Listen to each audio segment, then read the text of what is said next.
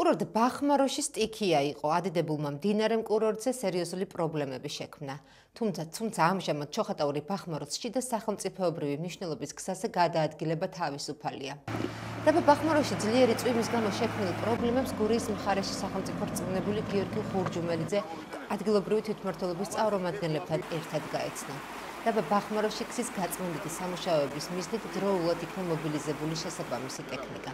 გზა ამჟამად სრულად გაწმენდილია ქვაღორღისგან, რომელიც ღამის განმავლობაში მოსულმა ძლიერმა წვიმამ ჩამოიტანა და ამ დროისთვის კურორტზე გადაადგილება თავისუფლად არის შესაძლებელი. პრობლემები შექმნა ჩოხატაურის მუნიციპალიტეტში, ჩოხატაური ბახმაროს დამაკავშირებელ გზაზე შეიქმნა გადაადგილების პრობლემა და შეიზღუდა საავტომობილო მიმოსვლა, ოპერატიულად განხორციელდა ტექნიკის მობილიზაცია და ამ დროისათვის გადაადგილება ნებისმიერი სახის ავტოტრანსპორტით სრულიად თავისუფალია.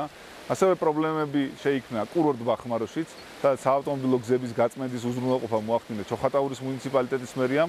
ამ დროისათვის ორი ლოკაცია რჩება პრობლემურად და აქ ვაგრძელებთ მუშაობას, რომ მოსახლეობას გადაადგილებაში შეფერხება არ შეექმნას.